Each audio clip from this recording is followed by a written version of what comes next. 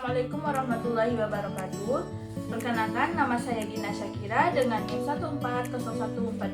14014224484, nomor presisi 13, rombel J, jurusan Pendidikan Guru Sekolah Dasar. Di sini, saya akan melakukan praktikum alat peraga mengenai yang pertama ada neraca kartesius, yang kedua erupsi Gunung Merapi, dan yang ketiga respirometer. Yang pertama ada neraca kartesius. Judul dari praktikum ini adalah mengapung, melayang, dan tenggelam. Tujuannya adalah mengetahui kemungkinan peristiwa yang terjadi jika sebuah benda dimasukkan ke dalam zat cair. Alat dan bahan yang digunakan.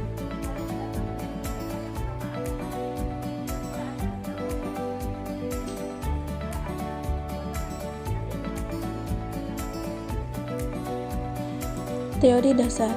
Alat peraga adalah seperangkat benda konkret yang dirancang, dibuat atau disusun secara sengaja yang digunakan untuk membantu menanamkan atau mengembangkan konsep-konsep atau prinsip-prinsip dalam pembelajaran. Ada juga manfaat alat peraga. Yang pertama, memperbesar atau meningkatkan perhatian siswa. Yang kedua, mencegah verbalisme. Yang ketiga, memberikan pengalaman yang nyata dan langsung. Yang keempat, membantu menumbuhkan pemikiran yang teratur dan sistematis. Yang kelima, mengembangkan sikap eksploratif. Yang keenam, dapat berorientasi langsung dengan lingkungan yang dapat memberi kesatuan atau kesamaan dalam pengamatan. Yang ketujuh, membangkitkan motivasi kegiatan belajar dan memberikan pengalaman yang menyeluruh. Hukum Archimedes menjelaskan bahwa sebuah benda yang dicelupkan seluruh atau sebagian dalam zat cair akan mengalami gaya ke atas yang besarnya sama dengan berat zat cair yang dipindahkan oleh benda tersebut. Langkah-langkah.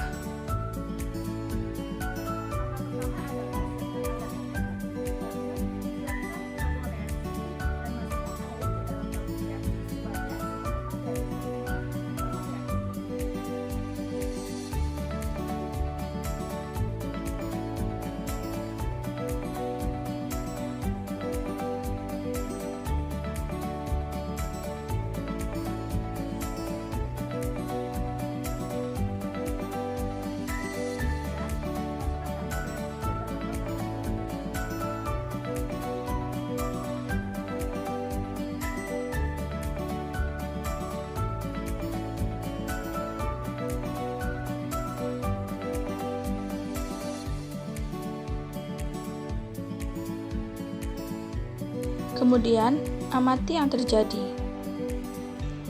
Ada 3 kemungkinan yang terjadi. Benda tenggelam. Benda dikatakan tenggelam apabila berada di dasar air. Hal ini terjadi ketika massa jenis benda lebih besar dari massa jenis zat cair. Besar gaya apung lebih kecil dari berat benda. Jadi, ketika botol ditekan secara keras dan tabung reaksi berada di dasar air, maka massa jenis tabung reaksi lebih besar daripada massa jenis air. Ketika botol dikurangi tekanan dan tabung reaksi berada di antara permukaan dan dasar air, maka massa jenis tabung reaksi sama dengan dari massa air. Hal ini terjadi karena massa jenis benda sama atau hampir sama dengan massa jenis zat cair. Hal ini dikatakan melayang. Ketika botol tidak ditekan dan tabung reaksi berada di atas permukaan, maka massa jenis tabung reaksi lebih kecil dari massa air. Hal ini terjadi ketika massa jenis benda lebih kecil dari massa jenis zat cair.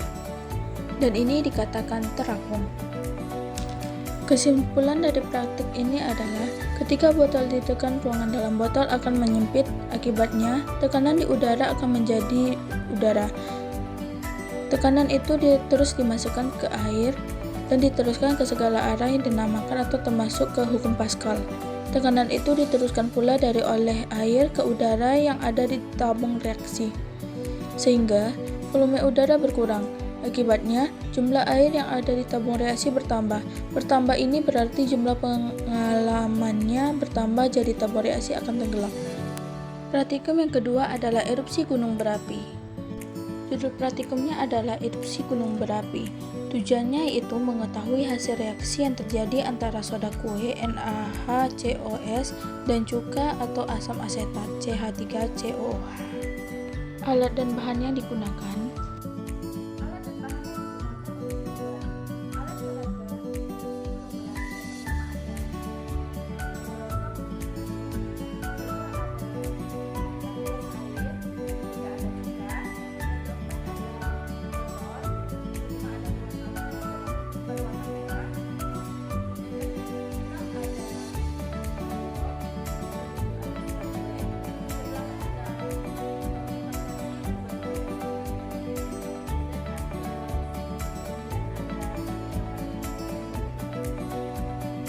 Teori dasar. Erupsi gunung berapi adalah kejadian di mana material panas seperti lava, gas, dan abu keluar dari gunung berapi. Alat peraga atau model erupsi gunung berapi sering digunakan untuk memberikan pemahaman visual tentang proses erupsi dan efeknya. Model ini dapat memperlihatkan bagaimana tekanan gas dalam magma dapat menyebabkan letusan gunung berapi, serta bagaimana material panas tersebut mengalir dan menyebar setelah erupsi. Pemahaman ini membantu dalam studi mitigasi bencana dan perlindungan terhadap wilayah-wilayah terdampak. Langkah-langkah.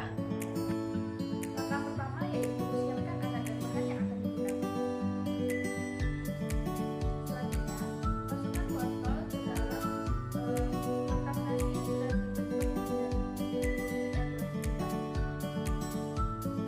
Selanjutnya, masukkan botol ke dalam kotak nasi dan selanjutnya, masukkan sabun cuci piring ke dalam replika gunung berapi.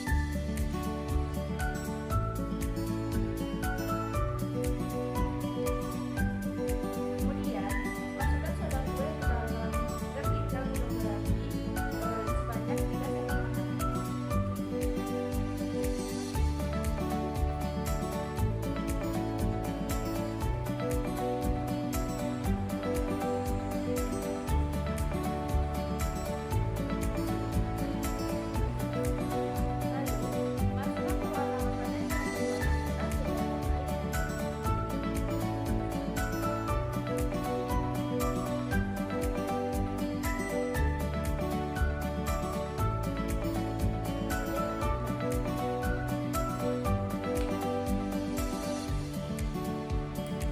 Kemudian, air yang telah dikasih warna merah ini masukkan cepat ke dalam replika gunung berapi.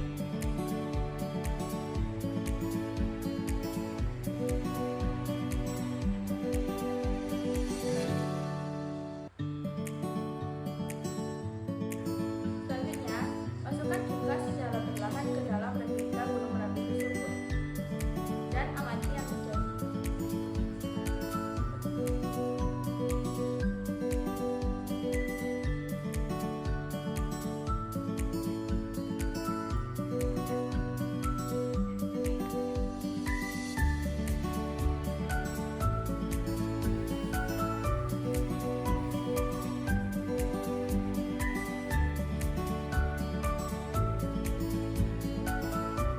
Dari percobaan yang telah dilakukan, asam cuka dan baking soda direaksikan maka akan menghasilkan busa-busa yang menyebabkan terbentuknya gas karbon dioksida CO2. Gas ini yang nanti akan menyebabkan cairan cuka dan pewarna keluar dari botol. Dapat disimpulkan bahwa hasil percobaan dan penjelasan sains alat peraga erupsi gunung Merapi setelah dilakukan percobaan dan pengamatan, pada hasil percobaan terlihat reaksi yang mirip dengan letusan atau semburan magma dari miniatur gunung.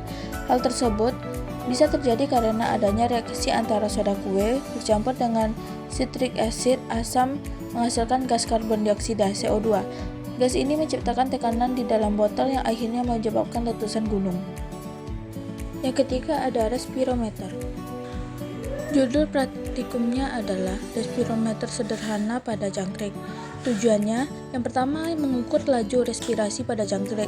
Yang kedua, menganalisis faktor-faktor yang mempengaruhi kebutuhan oksigen pada jangkrik. Alat dan bahan. Alat dan bahan yang digunakan untuk membuat alat peraga respirometer yaitu ada penggaris, sedotan, plastisin yang sudah dibentuk untuk penyangga dari sedotan, pewarna makanan, KOH, kapas, jangkrik, botol yang sudah dilubani, dan yang terakhir ada alas styrofoam sebagai alas. Dasar teori.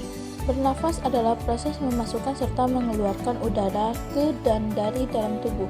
Udara yang masuk mengandung oksigen atau O2, sedangkan udara yang keluar mengandung karbon dioksida atau CO2, serta uap air atau H2O. Respirasi adalah serangkaian proses biokimia yang memerlukan oksigen atau O2 untuk mengoksidasi atau membakar zat-zat makanan guna menghasilkan energi yang dibutuhkan oleh makhluk hidup, di mana hasil respirasi itu sendiri adalah karbon dioksida atau CO2, sedangkan rumus kimia dari proses dari respirasi sendiri adalah C6H12O6 ditambah 6O2 akan menghasilkan 6CO2 ditambah 6H2O. Langkah-langkah. Langkah yang pertama, siapkan alat dan bahan yang akan digunakan. Lalu, bungkus KOH menggunakan kampas dan kemudian dimasukkan ke dalam botol.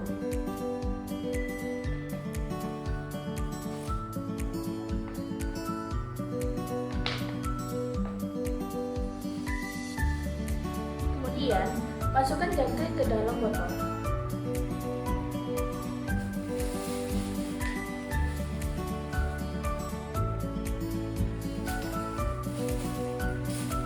Dan tutup botol hingga rapat.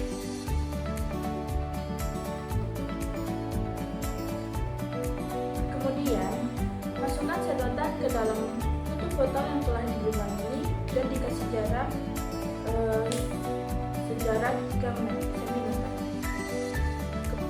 Kemudian, kasih penyangga di bagian botol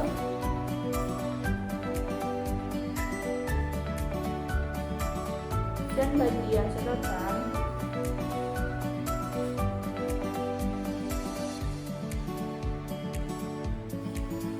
agar sejajar.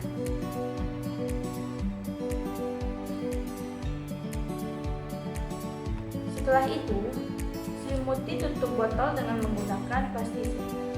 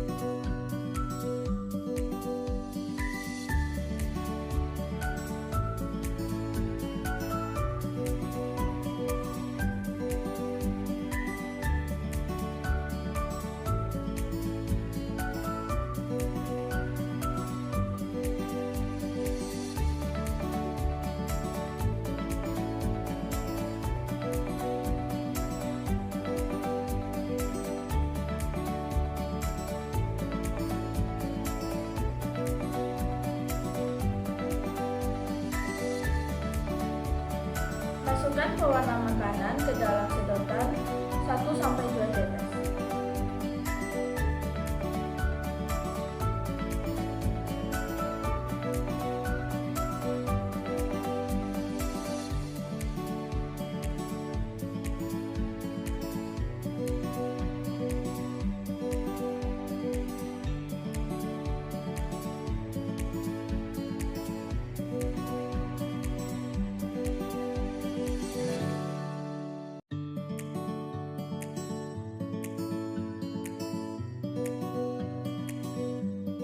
Nyalakan stopwatch dan amati pergerakan pewarna makanan dalam sedotan.